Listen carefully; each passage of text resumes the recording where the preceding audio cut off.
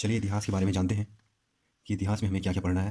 तो इतिहास को जब हम डिकोड करते हैं तो इतिहास को प्रागैतिहासिक काल, आधे ऐतिहासिक काल और ऐतिहासिक काल में विभाजित करते हैं।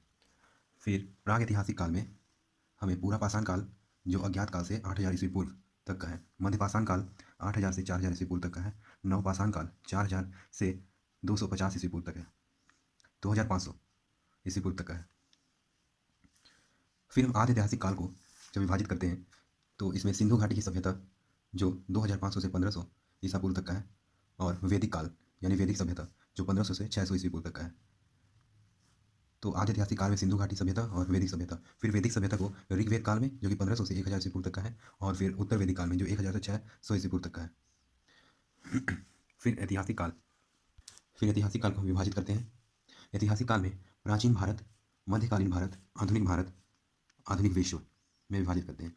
प्राचीन भारत को जब हम डिकोड करेंगे तो उसमें महाजनपद काल, मगध साम्राज्य, मौर्य साम्राज्य, मौर्योत्तर काल, गुप्त साम्राज्य, हर्षवर्धन काल। फिर हम जब मध्यकालीन भारत को डिकोड करते हैं तो अब देख सकते हैं इसे हम पूर्व मध्यकालीन जो 8वीं से 12वीं सदी तक का है, और उत्तर मध्यकालीन जो 12वीं से 18वीं सदी तक का है।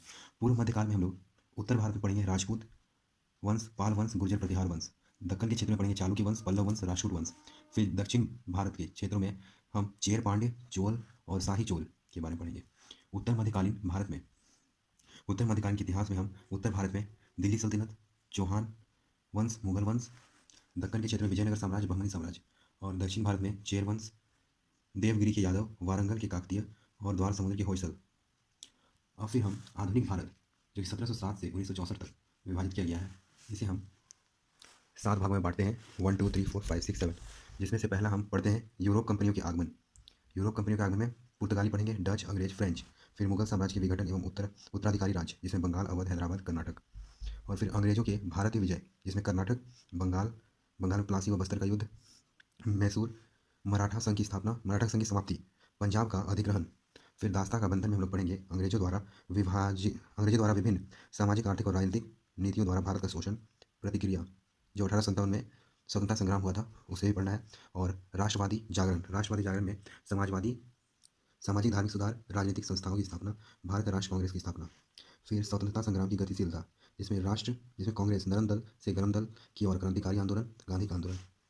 स्वतंत्रता उत्तर भारत में हम पढ़ेंगे तत्कालीन समस्याओं का समाधान, आर्थिक प्रगति की और विदेश नीति तथा गुटनिरपेक्ष। और फिर हम चलते हैं आधुनिक विश्व जो कि 14वीं शताब्दी से 1950 ईस्वी तक का काल है, उसे हम लोग पढ़ते हैं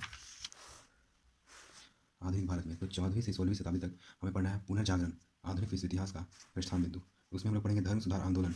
फिर भौगोलिक खोज का अभियान 1750 से 1900 तक में। औद्योगिक क्रांति इंग्लैंड से प्रारंभ, अन्य देशों में प्रसार जिसमें अमेरिकी क्रांति, फ्रांसीसी क्रांति, राष्ट्रवाद का उभार। फिर 1900 से 1950 में हम लोग पढ़ेंगे प्रथम विश्व युद्ध, पेरिस की संधि, राष्ट्रसंघ। फिर रूसी क्रांति 1917, विश्व के प्रथम साम्यवाद राज्य की स्थापना। फिर दो विश्व युद्धों के मध्य यूरोप, वाइमर गणराज्य एवं नाजीवाद का उदय, फांसीवाद, स्पेन का गृह युद्ध। फिर द्वितीय विश्व युद्ध 1939-1945, संपूर्ण युद्ध, इतिहास का सर्वाधिक भयावह युद्ध, शांति स्थापना का नवीन प्रयास। तो इतने वर्गीकरण को हमें इतिहास में पढ़ना है। आप देख सकते हैं इतने सारे हमें इतिहास में पढ़ना है।